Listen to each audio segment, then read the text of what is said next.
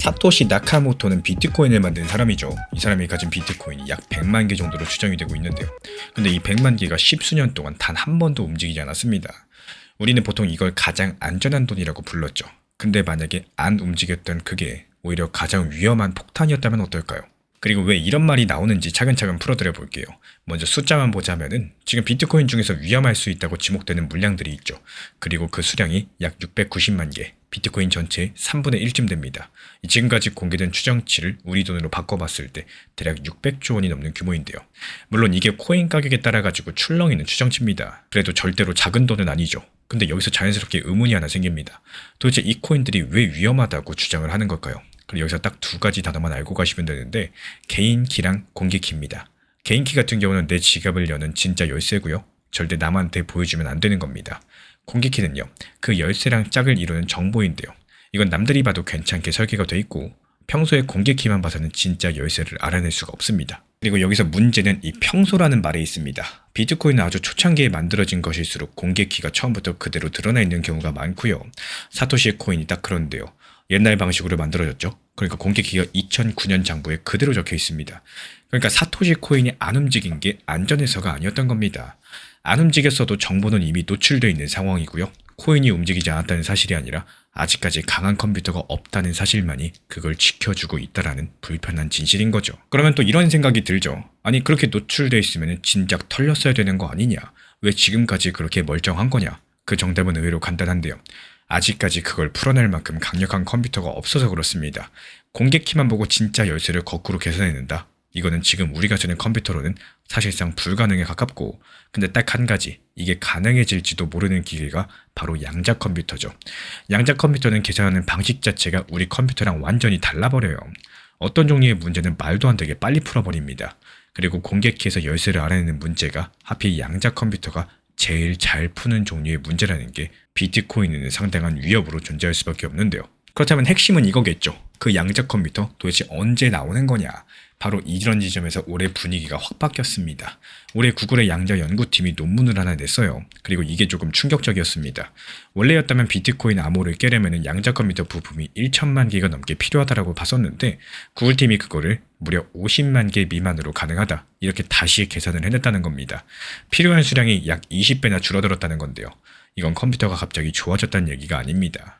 푸는 방법들이 훨씬 더 똑똑해졌다는 뜻이기 때문에 게다가 이런 연구들에는 이더리움족 연구자랑 스탠퍼드 대학의 암호학자도 같이 이름을 올렸고 한 회사가 혼자 우긴 게 아니라는 거죠. 그리고 사실 이게 처음도 아닙니다. 최근에 몇 달 사이에 비슷한 연구들이 잇따라 나왔었고요.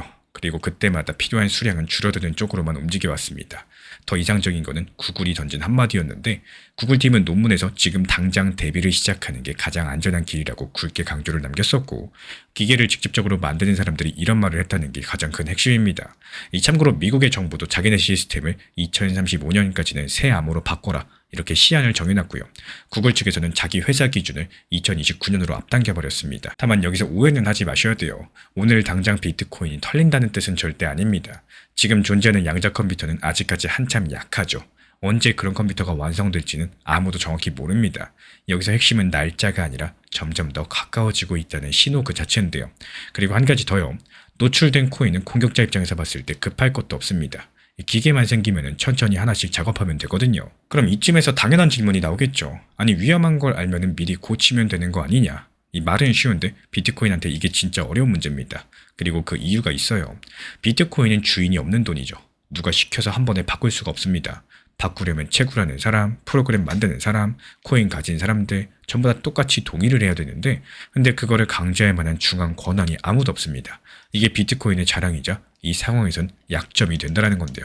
지금 게다가 또 더 곤란한 문제가 하나 있죠. 위험한 옛날 코인을 보호하는 방법으로서 어느 날짜까지 새 주소로 옮기라 이렇게 시한을 정하는 방안들이 거론되고 있는데요. 그 날짜가 지나면 옛날 코인은 못 쓰게 막는다는 겁니다. 근데 여기서 또 딜레마가 생겨요. 사토시 코인은 옮길 사람들이 없어요. 주인이 사라졌다거나 연락이 안 되기 때문에 그렇습니다. 그래서 만약에 막아버리면요. 그 누구도 건드리지 못하는 돈이 되면서 비트코인이 그렇게 중요하게 여기던 원칙을 깨지게 된다는 거예요. 반대로 그냥 둔다. 그럼 나중에 양자 컴퓨터를 가진 누군가가 그 돈을 천천히 가져갈 수 있겠죠. 그럼 이제 제가 처음에 왜 리플 얘기를 꺼내는지 말씀드릴 차례입니다. 리플도 똑같은 고민을 안고 있어요. 리플도 지금은 비슷한 방식의 암호를 쓰기 때문에 그러니까 리플이 이미 안전하다는 것은 절대 아닙니다. 이 사실만큼은 분명히 하고 가겠습니다. 근데 대응하는 방식이 달라요. 리플 X라는 개발팀이 올해 양자 컴퓨터 대비 계획을 공개를 했는데 2028년까지 단계별로 옮기겠다는 로드맵에 비상상황 대책까지 따로 담겨 있습니다. 만약에 암호가 갑자기 위험해진다. 그럼 옛날 방식 서명은 더 이상 받지 않으면서 모두를 안전한 새로운 방식으로 옮기겠다라는 계획들인데요. 근데 여기서 진짜 흥미로운 지점이 하나 있죠. 리플이 손잡은 회사가 프로젝트 11이라는 보안업체인데요. 이 회사가 바로 아까 그 비트코인 690만 개가 위험하다라고 계산해서 경고했던 그 회사입니다. 그러니까 지금 리플은 비트코인의 약점을 가장 잘 알고 있는 사람들을 데려와가지고 자기 체인부터 먼저 손보고 있는 셈이겠고, 여기서 한 가지가 뒤집힙니다. 평소에 리플은 너무 중앙 집중적이다라고 욕을 먹곤 했었죠. 누군가가 손을 댈 수 있다는 게 단점이라고요. 근데 다 같이 빠르게 옮겨야 되는 이런 상황들에서는 그 손댈 수 있는 구조가 오히려 강점이 된다는 사실들, 늘 약점이라던 게 이 한 가지 상황에서만큼은 무기가 된다는 거죠. 그렇다면 이게 우리한테 무슨 의미를 가지고 있을까요? 여기서 오해를 한 번 더 정리하자면요. 이건 지금 당장 가격이 상승한다 내린다? 이런 단기적인 재료가 아니라는 겁니다. 조금 더 기나긴 이야기들입니다. 은행이나 큰 기관들이 어떤 블록체인을 쓸지 고를 때 가장 신경 쓰는 게 바로 안정성이죠. 10년 뒤에도 안전할까? 바로 이걸 바라보는데요. 그래서 양자 컴퓨터 대비를 누가 먼저 했느냐? 이거는 일종의 신뢰 점수처럼 작동할 수 있다는 겁니다. 그럼 앞으로는 어떻게 흘러갈 수 있을까요? 비트코인과 리플 둘 다 결국에 옛날 길을 새 길로 옮기는 작업들 시도하게 될 가능성이 높을 거고, 다만 속도랑 진통이 다를 겁니다. 리플은 이미 단계별 계획들, 비상대책들 공개한 상황이고요. 또 그걸 이끄는 주체가 분명한 상황입니다. 그래서 계획대로 굴러갈 가능성이 상대적으로 높다라는 거고, 반대로 비트코인은 그 합의를 모을 만한 중심이 없어요. 그래서 옛날 코인을 막을지 말지를 두고 한참 시끄러울 가능성이 큽니다. 결국에 어떤 새 방식을 쓸지, 언제 끝낼지 아직까지 정해지지 않은 게 너무나도 많이 존재하기 때문에 제가 이렇게 보는 이유는 딱 한 가지예요. 한쪽은 이미 계획을 내놨고요. 한쪽은 아직까지 합의조차 시작 단계라는 사실 때문입니다. 이 사토시의 코인을 비롯한 비트코인의 상당량은요, 움직이지 않았을 뿐이라는 정보는 이미 노출되어 있기 때문에 양자 컴퓨터 시대에는 위험해질 수가 있겠습니다. 비트코인은 이걸 고치기가 구조적으로 어렵겠지만 리플은 그 약점들을 잘 알고 있는 사람들과 함께 미리 움직이고 있다는 사실들, 그리고 이거는 당장의 가격이 아니라 누가 먼저 준비했느냐 신뢰 싸움에 더 가깝기 때문에 만약에 정말로 그 양자의 날이 다가오게 된다면 가장 먼저 움직이는 코인이 끝까지 살아남는 코인이 될 수 있을까요? 지금 시장은 항상 내가 원하는 방향성으로 움직임을 보여주진 않습니다. 근데 한 종목에만 집중되어 있다면 시장이 다른 방향으로서 흘러갈 때 기본적인 지루함과 스트레스를 크게 느낄 수밖에 없게 되는데요. 그래서 리플을 보유하더라도 알트코인들을 병행을 하고, 알트를 보유하더라도 비트코인 같은 메이저 코인들을 함께 가져가는 포트폴리오 분산이 필요하다는 말씀을 드려요. 지금 시장의 흐름들을 활용할 수 있는 구조를 만들 줄 아셔야 됩니다. 제가 안내드리는 정보방에서도요, 비트코인에 대해서 낮은 비중으로 분할 매수에 대해서 안내드리는 이유들, 결국에는 이 포트폴리오의 균형을 맞춰야 되고, 또 아무리 리플이라고 할지라도 무리한 몰빵보다는 효율적인 대응들을 만들어 나가는 것들이 핵심이기 때문이겠습니다.